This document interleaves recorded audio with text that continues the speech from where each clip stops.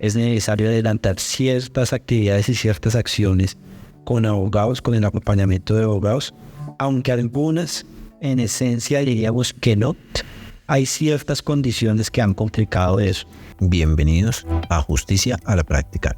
Por eso hoy venimos a hablar con un gran amigo, gran compañero y una de las personas más brillantes y con mayor futuro de vista en nuestra profesión, de algo demasiado importante que va a ayudar a que respetemos y que busquemos como comunidad que las normas, incluso que las cuales tenemos que respetar, respeten algo que está por encima de ellas, que es la Constitución política y todo lo que implica las garantías de los derechos que debe proteger esta.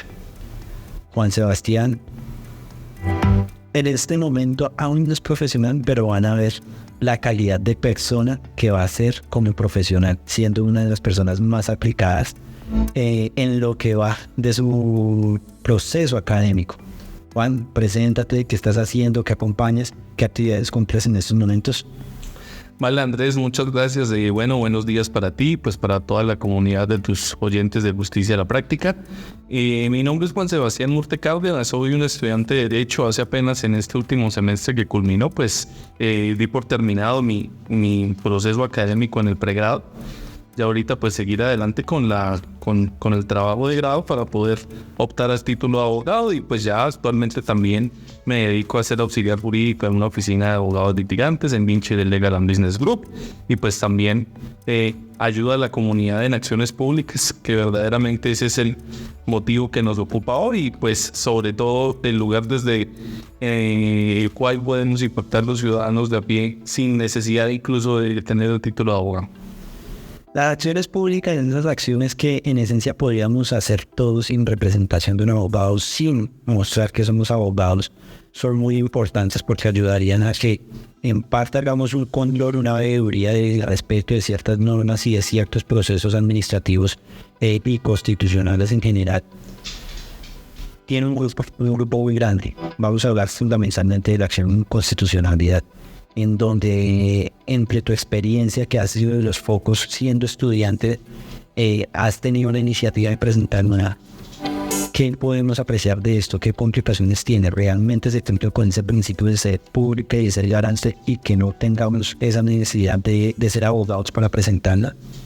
Vale, Andrés, bueno, eso lo vamos a ir desarrollando a lo largo del diálogo, pero principalmente yo creo que desde este momento es necesario dejar en claro que por más de que el nombre de las acciones sea públicas, digamos que el término de públicas hoy en día básicamente implica que cualquier persona la puede presentar sin ser abogado. Es decir, implica únicamente esa formalidad, porque si tú te vas a la práctica te vas a dar cuenta que una acción como la acción de inconstitucionalidad implica un rigor argumentativo que pues ciertamente no podría hacer una persona que no tuviera una formación mínima, por ejemplo, en derecho constitucional. Entonces, digamos que el calificativo de pública se da obviamente por el tema de que cualquier persona sin necesidad de derecho a postulación y por sí misma podría presentarla sin ningún tipo de obstáculo formal, pero sí con una gran cantidad de barreras materiales, sobre todo en materia de argumentación.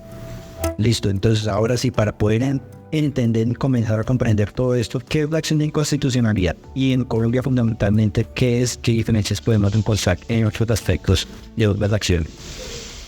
Listo. ¿Qué pasa con la acción pública en inconstitucionalidad? La acción pública en inconstitucionalidad es un mecanismo de control político que básicamente podemos realizar nosotros los ciudadanos, por medio del cual nosotros demandamos una norma de rango legal, excepcionalmente también ciertos decretos que también ostentan rango legal, y la finalidad de la acción pública en constitucionalidad es que simplemente el máximo guardián de la Constitución, que es la Corte Constitucional, a petición de parte, es decir, a petición del ciudadano que presenta o incoa la acción pública de constitucionalidad, revise si la norma se ajusta o no se ajusta a la Constitución. Es decir, si respeta ese principio de jerarquía constitucional y de validez normativa, en virtud del cual, pues, a la Constitución ser norma de normas, pues todas las normas se tienen que supeditar a la Constitución. Vale, Leonas. Bueno, acá hay un punto muy clave y que hay que comprender y que hay que entender, ya lo hemos hablado en otros capítulos, sobre los decretos que también tienen ese rango legal con jerarquía prácticamente de lo que le decimos decreto de forma popular. Contra esos puede llegar a proceder esta acción de inconstitucionalidad, pero hay otros decretos que no. Hablemos un poquito para entender y separar esas acciones también de las demandas que pueden ir contra los decretos que no cumplen ese rango legal, también entendiendo que pueden llegar a ir en contravía de la ley y de la Constitución. Listo, Andrés, perfecto. Pues sí, dentro de la variedad de clasificaciones que pueden tener los decretos y en general los actos administrativos, se tiene que particularmente el control de constitucionalidad abstracto, que es esa confrontación que realiza la Corte de una norma con la Constitución para mirar si aquella se ajusta a esta. Precisamente procede ese control de constitucionalidad solo respecto de algunos tipos de decretos o respecto a algunos tipos de actos administrativos. Por nombrar dos, por ejemplo, podría decir ahorita los decretos legislativos, que son los que profiere el presidente de la República en su ejercicio de sus facultades constitucionales para decretar estados de excepción o declarar estados de excepción, y los decretos con fuerza de ley, de los que trata el artículo 150, numeral 10 de la Constitución, que es cuando el Congreso invista al presidente de unas especiales facultades para que él pueda proferir actos administrativos que tengan la fuerza de ley. Entonces, digamos que contra esos dos tipos de decretos, por nombrar algunos, procede el control de constitucionalidad abstracto que realiza la Corte Constitucional. Ahora bien, acción pública en constitucionalidad únicamente respecto de los decretos con fuerza de ley. ¿Por qué? Porque los decretos legislativos los conoce la Corte de manera automática. ¿Qué quiere decir? Ningún ciudadano tiene que ir a demandarlos, sino que directamente una vez se entra en vigencia el decreto legislativo, tiene que ser enviado a la Corte para revisión. Entonces, esos dos grupos de decretos podríamos decir que son contra los que podría decirse que se aplica el control de constitucionalidad abstracto y Colombia, pero con el condicionamiento de que propiamente la acción pública en constitucionalidad sería respecto de los decretos con fuerza de ley. Correcto. Esto en resumidas cuentas que de ahí para abajo cualquier otro acto administrativo no tiene que ir, no necesariamente aplicar esta acción que ya veremos más adelante que tiene ciertas complicaciones, sino puede denunciar ante otros jueces con otra naturaleza que decirle que están cumpliendo ciertas garantías normativas y constitucionales. Entre esto puede incluso llegar a caber otras acciones también constitucionales de acción pública que podemos ejercer, ya sea la tutela, si es de una afectación personal, íntima, o que incluso ya hemos visto y hablado con el capítulo de la acción de tutela, que está vulnerando de forma inmediata los derechos fundamentales y que por ende no puede ir otras acciones como demandas ante lo contencioso administrativo. Teniendo en cuenta ya todo esto, Sebastián, ¿cómo podemos entonces iniciar? ¿Qué son los elementos que tenemos que tener presentes para poder arrancar y ejercer una acción de constitucionalidad? Hablemos también desde la experiencia de la acción que iniciaste, que tuviste iniciativa de hacer. Listo, Andrés. Entonces, ¿qué podría destacar yo al respecto? Si nosotros queremos tener como una hoja de ruta para la realización de una acción pública en constitucionalidad, lo que corresponde es tener de presente el decreto Ley 2067 de 1991. Ese decreto es en el que se reglamentó todo el trámite de los asuntos que se llevan ante la Corte Constitucional colombiana. El artículo 2 nos señala a nosotros cuáles son los requisitos para presentar una acción pública en constitucionalidad, así como por ejemplo en materia civil el artículo 82 del Código General del Proceso nos señala cuáles son los requisitos de la demanda, pues correlativamente este decreto Ley 2067 en su artículo 2 nos señala cuáles son los requisitos que debemos seguir para la presentación de la acción pública en constitucionalidad. Entonces podría destacar, por ejemplo, los siguientes. Tienes tú que identificar cuáles son las normas que estás demandando como inconstitucionales. Tienes que señalar cuáles son las normas de la Constitución que se están vulnerando por el primer grupo de normas, es decir, las normas que tú demandaste. Que es el requisito más complejo, que es el que vamos a hablar, que es el requisito de argumentación. Es decir, que tienes que decir por qué las normas que demandaste están vulnerando los acápitos de la Constitución que estás señalando como conculcados, podría decirse de cierta manera, y además tú tienes que identificar por qué la Corte Constitucional es competente para realizar el control de constitucionalidad. Acá es donde entra lo complejo, porque a diferencia de una acción de tutela donde uno le está presentando a un juez constitucional, me están vulnerando los derechos y le presento la norma, le digo qué derecho, incluso en algunas oportunidades no le digo ni siquiera qué derecho, solo le muestro, me están vulnerando un derecho, no sé cuál es el derecho, pero me siento vulnerado. El juez puede llegar a amparar ese derecho porque él tiene la obligación de interpretar y entender sin mayor argumentación jurídica en este caso. Esta es la primera diferencia y la primera complicación que podemos ver acá. El proceso argumentativo es mucho más elaborado, teniendo en cuenta también lo que dices al comienzo. Entender la Constitución no es solo leerla y ver que axiológicamente es muy bonita y muy garantista, siendo una de las constituciones más garantistas a nivel general de derecho constitucional, pero tiene las ciertas complicaciones del entendimiento y la argumentación. ¿Cuáles serían entonces esos principios que deberías tú de llevar de la hoja de ruta antes de presentar y cómo poder elaborar una argumentación clara para esto? Bueno, Andrés, yo te podría decir que primeramente el primer paso que no debes hacer es poderte buscar con exhaustividad normas para demandar. Es decir, nosotros fácilmente en Colombia creo que ya excedimos el número de 2.200 leyes, sin perjuicio de las que ya estén derogadas eventualmente, desde el 91 para acá. Entonces, el peor error que tú puedes hacer es, por querer ir a presentar una acción pública de inconstitucionalidad, empezar a buscar normas a la loca. No, simplemente tú te vas a dar cuenta que de acuerdo a tus conocimientos van a haber normas que tú eventualmente vas a encontrar que posiblemente pueden ser incompatibles con la Constitución. Cuando esa norma te encuentra a ti, porque yo lo llamo así, cuando esa norma te encuentra a ti, tú no encuentras a la norma te encuentra a ti. Y cuando la norma te encuentra a ti, tu ejercicio es básicamente un ejercicio académico, un ejercicio investigativo, en el que tú te tienes que centrar en estudiar toda la Constitución. No, tienes que centrarte en estudiar únicamente los aspectos fundamentales que tú creas que se pueden ver vulnerados. Es decir, si yo tengo la norma X y veo que puede vulnerar el derecho a la igualdad, pues me centro únicamente en lo relacionado con el derecho a la igualdad y en toda la jurisprudencia variada que ha sacado la Corte al respecto. Pero no tengo que esforzarme, por ejemplo, en tantos otros aspectos regulados por la Constitución, sino únicamente hacer un ejercicio investigativo fuerte. Digamos que ese sería el primer paso. Si yo quiero proponerme presentar una acción pública de inconstitucionalidad, mi argumentación tiene que estar precedida de una fuerte investigación y de una delimitación grande del problema que yo le voy a llevar a la Corte para que eventualmente le haga control. En especial porque no tiene sentido llegar y citarle toda la Constitución cuando va en contraria de algunos aspectos principales de la Constitución. Eso lo vamos a llamar en el proceso de investigación, en el marco teórico como el Estado de la Indiscutiblemente. todo eso. Entonces, vamos con ese paso. Acá hay algo también en un apunte, sobre todo para los estudiantes de Derecho y quienes están iniciando a estudiar Derecho, que entre parte de esa investigación tenemos que entrar a dar todas las sentencias y toda la jurisprudencia que tiene ya la Corte Constitucional. Entonces hagamos acá una pequeña clase, un pequeño espacio de cuáles son los diferentes tipos de sentencias que están en la Corte Constitucional para que no confundamos ese confronto, ya sean las de unificación por tutela, las de constitucionalidad con las de tutela.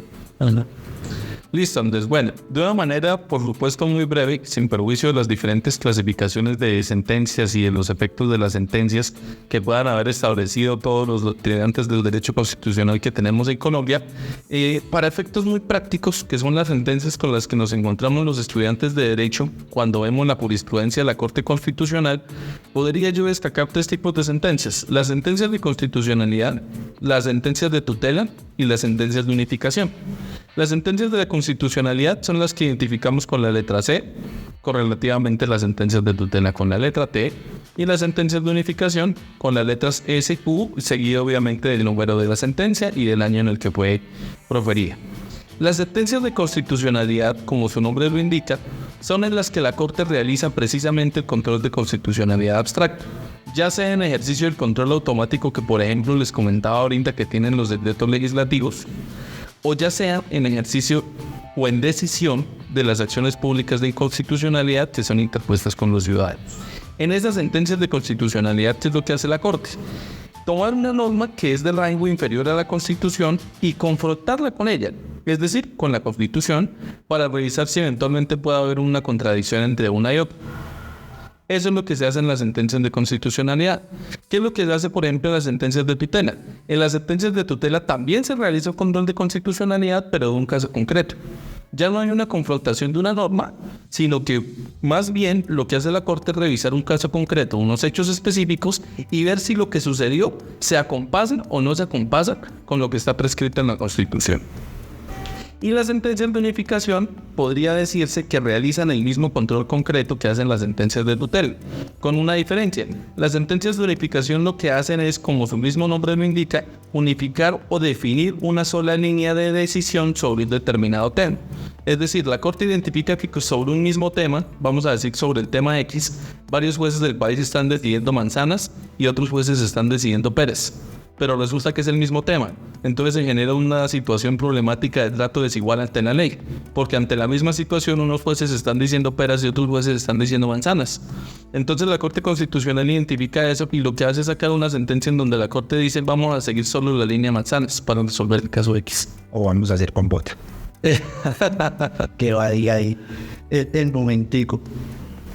Listo, ya tenemos todo esto claro y esto es importante tenerlo presente porque cuando vamos a hacer esa línea de investigación tenemos que enfocarnos únicamente en la línea o en la doctrina o en la jurisprudencia que se vaya a aplicar en este caso. No tiene sentido que nos vayamos a ir a investigar si ya hay pronunciamientos de casos similares porque voy a demandar una norma similar en algún aspecto, no voy a buscar entonces una sentencia de tutela. No tiene ningún sentido, tengo que hacer unas búsquedas entre las sentencias de constitucionalidad. Y algo práctico acá para que no me hagamos una línea en tiempo, ya sean estudiantes de derecho, abogados o incluso personas de cómo que quieran hacer esta acción, no se vayan a ir a buscar las sentencias más antiguas. Traten de entrar a los repositorios y a las relatorías de la Corte buscando sentencias aplicables en ese tema o pronunciamientos aplicables en ese tema de los años más recientes. Y poco a poco van haciendo un filtro hasta que lleguen a la sentencia que les pueda colaborar, sobre todo por entender el proceso de argumentación que se utilizó porque dicen que no, porque dicen que sí, la declaran inconstitucional.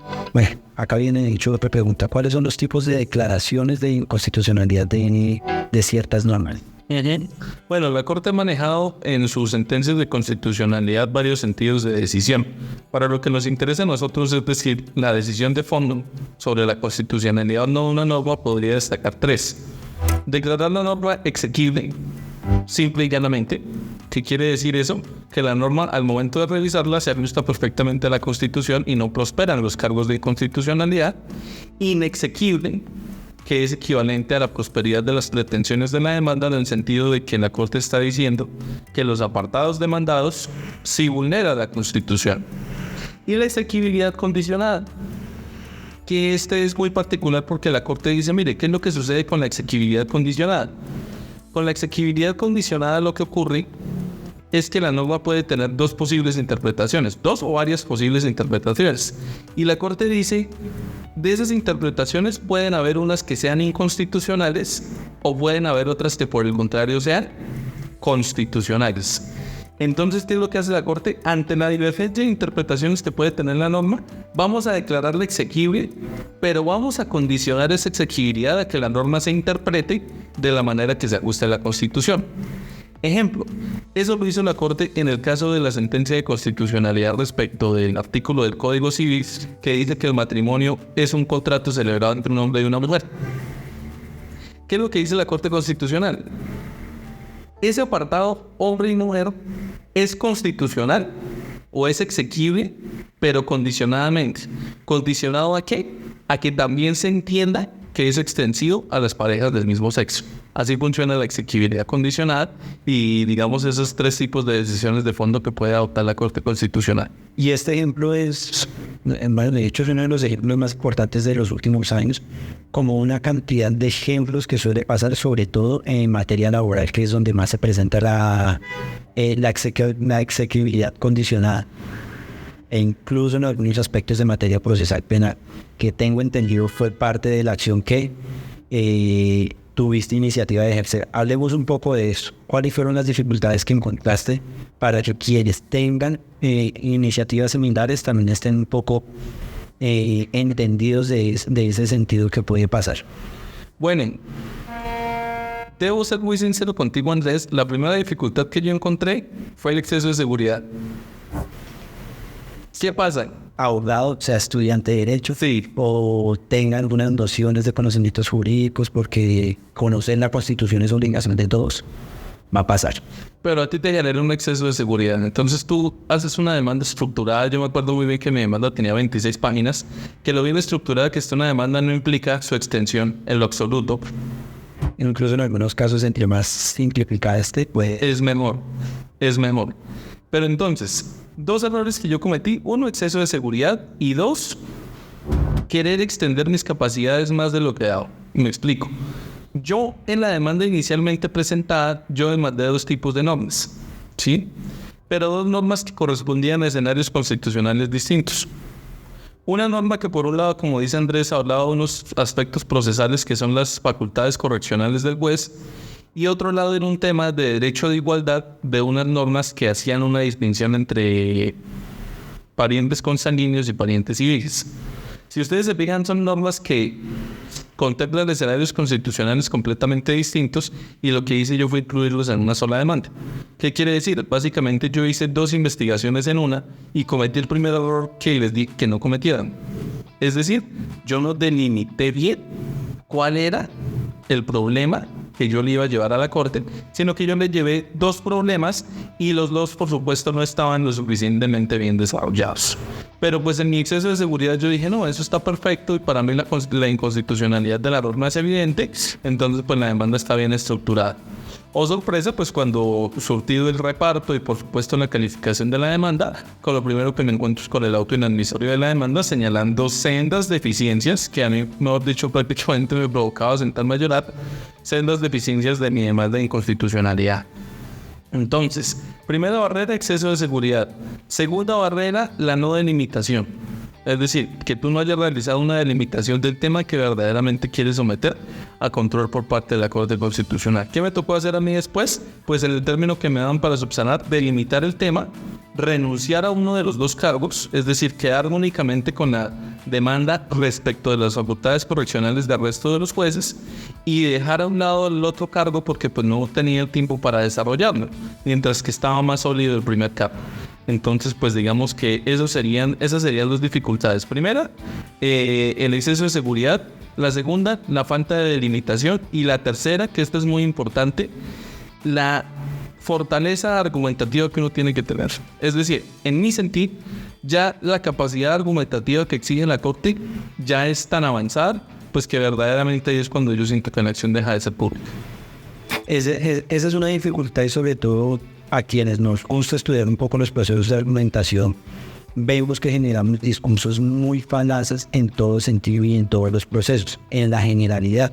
Cuando le vamos a llevar una acción que desde una demanda sencilla o un derecho de petición queremos que tenga cierto éxito, ahí es donde comenzamos a pensar cómo nos pueden responder y a buscar fortalecer eso. Y sobre todo la acción de constitucionalidad, que se entendería que es de ejercicio público, va a exigir alto grado de argumentación. Por eso es importante llegar a sentarse. Cómo estructurar un discurso de forma adecuada, cómo incluso tener una estructura de un argumento sólido, ya sea con una metodología ARE, afirmación, razonamiento y ejemplificación, o cualquier otra variación de procesos de argumentación que lo vuelven más complejos, pero que tienen más fortaleza al momento de que vayan a contraargumentar esas afirmaciones que se elaboran. En este sentido, teniendo en cuenta también en la primera parte del ejemplo, donde hubieran rechazado, o incluso en el caso de que lleguen a declarar exequible la norma que diga, se puede volver a presentar otra acción de constitucionalidad con la misma norma, siendo otra persona la que vaya a hacer una argumentación, llevar una argumentación diferente, e incluso tiene un tiempo límite la presentación de estas acciones por cualquier otra norma. Es decir, en 2001 se presentó una acción, ha pasado 22 años, puedo presentar la acción de constitucionalidad en estos momentos. Bueno, esa es una excelente pregunta y tiene varias aristas que nosotros pues nos ocuparemos de intentar resolver. La primera, la acción pública de inconstitucionalidad tiene un término de caducidad. Por regla general no. Por regla general no, a menos de que existe un caso en el que sí, y es que en el caso de los actos legislativos, reformas a la Constitución realizadas por el Congreso, en el caso de los actos legislativos, cuando van a atacarse por vicios de forma, pues se tiene un año para demandarlos, desde que entran en vigencia. Entonces ese, digamos, sería el único término de caducidad que tiene contemplada la acción pública de inconstitucionalidad. De tal suerte que si yo quisiera demandar un artículo de la ley 100 de 1993, como por poner un ejemplo, o de la ley 80 o de cualquier ley de las que ya tienen 30 años o un poco más, perfectamente lo puedo hacer. ¿Por qué? Porque no tiene un término de caducidad, por regla general. Respecto a la segunda pregunta que me realizas, resulta que la Corte me rechaza la demanda de la norma que yo demandé. Me rechaza mi demanda. ¿Puedo volver a presentar la demanda? Sí, sin ningún tipo de restricción. ¿Por qué? Porque el rechazo de la demanda no hace tránsito a cosa juzgada constitucional. Entonces, ¿me rechazan a mí la demanda? ¿Puedo volver a presentarla? Sí. De hecho, eso es muy frecuente. Cuando muchas personas presentan sus demandas de inconstitucionalidad y se las inadmiten y se dan cuenta que el término para subsanar es de 3 días, pero la Corte a ti te realiza todo un memorial de agravios de los defectos que tiene tu demanda, tú te das cuenta que en 3 días tú no vas a corregir esos yerros. Entonces, ¿qué es lo que sucede? Pues las personas renuncian a la posibilidad de subsanar la demanda, ergo, rechazan la demanda y posteriormente, pues ya con las recomendaciones que dio la Corte en el auto inadmisorio, pues se vuelve a iniciar otro trámite después con una elaboración de una demanda más estructurada. No hay ningún impedimento por eso, salvo que el rechazo de la demanda se dé por la existencia de cosa juzgada constitucional, que eso ya me lleva aquí al siguiente punto. La cosa juzgada constitucional es la que se da o son uno de los efectos que produce una sentencia de constitucionalidad. ¿Qué implica eso? Que cuando la Corte estudia la exequibilidad, o más bien la constitucionalidad de una norma, y ya proferió una decisión sobre eso, por regla general es un debate que no se puede reabrir, porque eso ya hizo tránsito a cosa juzgada constitucional. Que si tú puedes presentar una argumentación relativa a fracturar la cosa juzgada, es perfectamente posible, pero te implica una carga argumentativa aún mayor. ¿Qué quiere decir? Tú ya tienes un ejercicio argumentativo completamente grande al momento de realizar una acción pública de inconstitucionalidad. Ahora suman el doble del esfuerzo argumentativo, que es primero explicarle a la Corte por qué tu demanda debe ser admitida, porque no existe cosa juzgada. ¿Qué es lo que ha pasado en muchos casos? Por ejemplo, con las sentencias del aborto. Entonces, ¿qué era lo que pasaba? Cuando se presentaban demandas contra este tipo penal de aborto, ¿qué era lo que decía la Corte? Sobre esto ya hay cosa juzgada constitucional de la sentencia del año 2006. Y fracturar esa cosa juzgada constitucional no fue tan sencillo, porque entre otras causas... De años. Sí, claro. Entre otras cosas, por ejemplo, que fue lo que dijo la Corte, hay que demostrar que hay cambios, que se ha generado un cambio social y un cambio legislativo tal que hace que, por decirlo así, el pronunciamiento anterior de la Corte como que de cierta manera pierda vigencia. Sí, es decir, que nuestra sociedad se ha modificado tanto que se hace necesario otro nuevo pronunciamiento de la Corte porque se han modificado los valores de la Constitución, de cierta forma, ¿sí? Entonces, digamos que el ejercicio de controvertir la cosa juzgada es posible, sí es posible, pero pues es un ejercicio obviamente más complejo. Que si la cosa juzgada constitucional es un obstáculo para continuar el trámite de constitucionalidad, sí, porque precisamente la demanda podría rechazarse al acaecer cosa juzgada constitucional, o al momento de haber decisión de fondo, la Corte puede decidir estarse a lo resuelto en la anterior sentencia, invocando la cosa juzgada. Y es algo complejo y sobre todo entender el procedimiento el proceso constitucional que requiere esto. El caso y el ejemplo que acabas de traer es demasiado importante, en especial porque amplió cierto entendimiento de esa sentencia, mejoró ciertas condiciones y ojo, para que también le presten atención al capítulo donde hablamos sobre el aborto, no declaró como tal la inexistencia del tipo penal, es decir, todavía sigue existiendo el tipo penal de aborto. Dio ciertas condiciones en donde se extiende la interpretación de las sentencias que teníamos del 2006 con las 3 causales, a darle una libertad, como lo dice muy bien acá Juan, de entender la autonomía de decisión de las mujeres sobre su cuerpo con algunas condiciones. Hay que entender a fondo. Póngale cuidado al capítulo donde hablamos precisamente sobre el aborto en Colombia y la importancia que aplica esta sentencia para la interpretación de más acciones penales y el límite de cómo se va a entender este tipo penal. Finalmente, antes de que entremos a las reflexiones finales, esto es algo complejo, viene y se relaciona mucho con la pregunta anterior, sobre todo porque hay un cambio constante entre los magistrados que van a interpretar la Constitución. Cada persona tiene una interpretación, una línea de argumentación y entendimiento axiológico de la Constitución, y eso también fue lo que facilitó que se desarrollara esta última sentencia.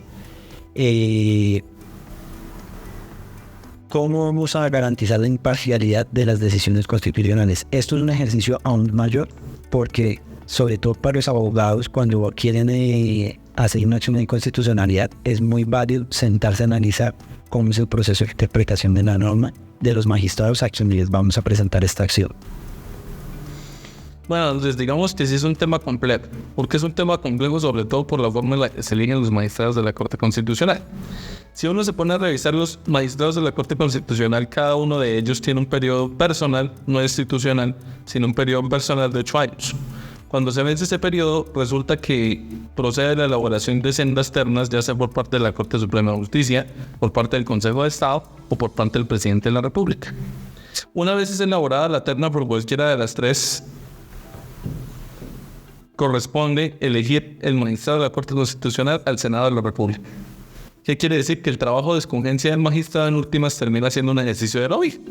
Claro, y en parte es una de las críticas que se tienen en eso, porque ahí es donde nace ese pensamiento y esa línea política que pueden tener los magistrados. Entonces, en eso estoy totalmente de acuerdo. ¿Qué es lo que sucede? Por lo menos los magistrados dicen al momento de su elección que ellos están cobijados por una suerte de principio de desagradecimiento.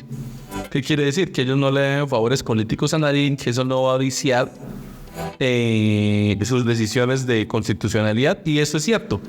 Pero ¿qué es lo que sucede?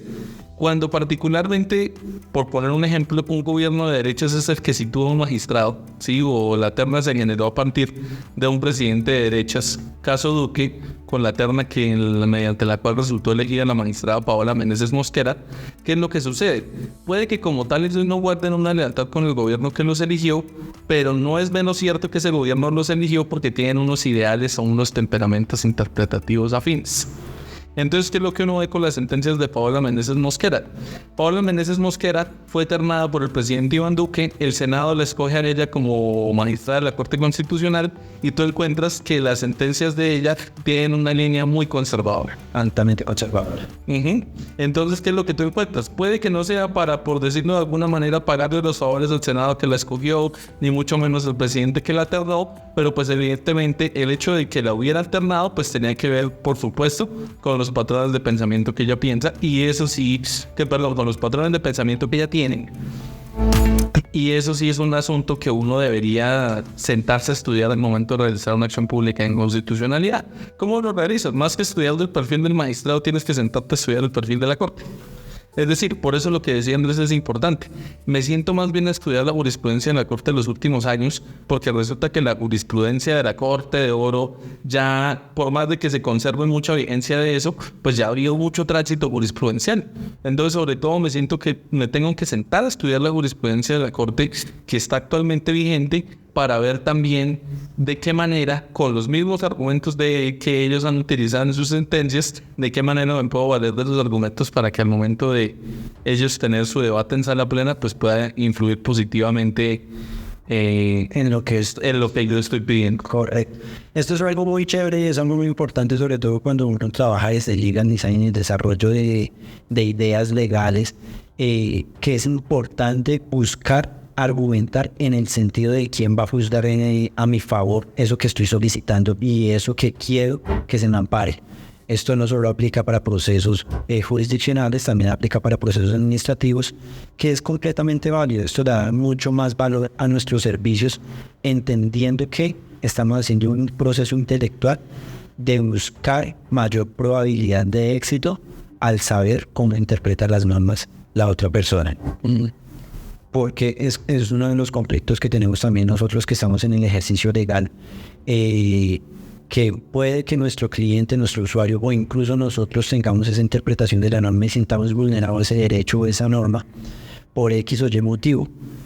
pero no quiere decir que sea la misma interpretación que le vaya a dar la otra persona. Entonces analicemos, aparte del desarrollo argumental que le vamos a dar de nuestra interpretación, entendamos y blindemos cuáles pueden ser las interpretaciones en contra de ese desarrollo argumental de la otra persona para buscar que tengamos aún mayor probabilidad de éxito al presentar las acciones. Esto es un proceso meramente matemático, estadístico, ya que vamos a hablar también de cosas muy chéveres como es las inteligencias artificiales para poder aplicar estos entendimientos. Sebastián, entrando ya en nuestro último espacio de nuestro programa, que esperamos que la gente haya comprendido el valor de estudiar y entender el derecho constitucional para poder apelar ciertas decisiones e incluso poder solicitar que se interprete de forma correcta en razón a las garantías constitucionales y de bloque de constitucionalidad. Otro de nuestros capítulos que solicitaremos a nuestros oyentes estén pendientes, qué reflexiones finales puedes llegar a aportar, qué consejos puedes llegar a aportar, ya sean para estudiantes de derecho, para abogados que deseen tener estas iniciativas o incluso para personas que hagan veedurías en diferentes aspectos del derecho que quieran tener estas iniciativas. Bueno, Andrés, reflexiones finales. Primero, anímense. Es decir, al inicio todo es una cuestión de voluntad y de actitud. Sobre todo para nosotros los estudiantes de derecho que tenemos, por decirlo así, nuestras limitaciones, sobre todo unas limitaciones de forma como es, por ejemplo, no tener una tarjeta profesional que nos permita a nosotros actuar en cualquier tipo de trámite ante la rama judicial. Nosotros tenemos que aprovechar las secciones públicas. Porque es que es precisamente las secciones públicas son nuestra primera escuela. Las acciones públicas son el mecanismo de control político que podemos utilizar los ciudadanos y máxime nosotros los estudiantes de derecho que tenemos los conocimientos tan frescos. ¿Qué es lo que pasa? Cuando nosotros nos vamos a dar cuenta, los abogados que se terminan dedicando a esto son excepcionalmente los abogados constitucionalistas. Y digo excepcionalmente pues porque como es evidente, digamos que la presentación de una acción pública en constitucionalidad no mueve intereses económicos porque no tiene pretensiones pecuniarias, pero pues verdaderamente es un ejercicio de control político. Y se vuelve meramente académico. Indiscutiblemente, pero en el contexto de un Estado constitucional y de un Estado democrático, poder realizar un control político directamente por parte de los ciudadanos, pues es verdaderamente una gran fortaleza que nos da a nosotros la Constitución de 1991, porque por ejemplo en países con una historia constitucional mucho más avanzada como lo es España, por ejemplo, la acción de inconstitucionalidad no es pública, sino es más bien restringida, ¿sí? Entonces pues verdaderamente nosotros tenemos aquí unos privilegios al poder ejercer la acción pública de inconstitucionalidad. Entonces lo primero que podría decir es tener uno voluntad, tener uno disciplina, pues en el momento de hacer uno la delimitación de su problema, y tener uno pues también mucha resiliencia por las decisiones que eventualmente pueda tomar la Corte durante todo el trámite y por supuesto en la decisión de fondo. Y acá es algo meramente bonito porque obviamente nuestra profesión está llamada a buscar garantizar los respetos hacia los derechos que nacen y a la interpretación de los derechos de forma adecuada, pongámoslo así entre comillas, hacia buscar y garantizar la justicia. Digo entre comillas esto porque también se tiene una interpretación muy amplia en donde vamos a recordar nuestros capítulos sobre la justicia, donde vamos a dividir lo que es el sentimiento de justicia y lo que es la interpretación institucional de lo que es la justicia y cómo se está aplicando el entendimiento de este valor de justicia. Siendo nosotros los que nos dedicamos a la interpretación de las leyes y a garantizar las leyes, los primeros llamamos a esto. Pero ya lo ha dicho muy bien Sebastián, no se va a limitar exclusivamente a nosotros. Esto es una obligación de todos como sociedad que se busque una interpretación adecuada. Y es precisamente las acciones de inconstitucionalidad en temas de aborto, aunque han estado grupos jurídicos muy importantes, ha sido liderada principalmente por activistas en el espacio y en los entornos del pensamiento del feminismo y la garantía de los derechos de las mujeres. Entonces no quiere decir que se vaya a limitar única y exclusivamente a quien está dedicado al ejercicio del derecho. Podemos buscar, obviamente, si no tenemos los conocimientos técnicos y constitucionales y académicos de la interpretación constitucional, abogados que nos pueden ayudar en esto. Y tanto en la plataforma Servijurídicos como el grupo Vincere estarán dispuestos a acompañar estos ejercicios, sobre todo liderados acá con Juan, quien ya habrán notado tiene un gran paso por el derecho constitucional. No siendo más, nos despedimos de todos nuestros oyentes. Esperamos este capítulo haya sido muy nutritivo, entendiendo también ciertos aspectos de lo que es el entendimiento político, que es meramente complicado en nuestro país, y sobre todo el entendimiento de las garantías constitucionales que estamos llamados todos a buscar lucha porque se cumplan. Andrés, te agradezco mucho por la oportunidad, por el espacio y pues espero que el contenido haya sido de mucho agrado para los oyentes. Estaremos atentos también porque quedan muchas cosas en el tintero, quedan muchas cosas por resolver, quedan muchas cosas que hablar, pero pues serán ustedes los oyentes los que eventualmente nos podrán indicar si podemos seguir con este proceso, con esta disertación, para de pronto profundizar un poco más en la acción pública, en constitucionalidad, sus requisitos argumentativos, sus requisitos de trámite. Y pues como lo dijo Andrés, pues aquí estamos a la disposición de ustedes desde la plataforma Servijurídicos, por supuesto también poniéndolos a disposición de ustedes de Vincere Legal and Business Group. Nos pueden visitar en la carrera 11, número 2197 de la ciudad de Tuna, en la oficina 202, o por el contrario también nos pueden a nosotros encontrar en nuestras redes sociales como Vincere Legal and Business Group en Instagram. Un espacio que brinda la plataforma de servijurídicos.com.co. Síguenos en todas nuestras redes sociales o puedes comunicarte al 316-488-1034.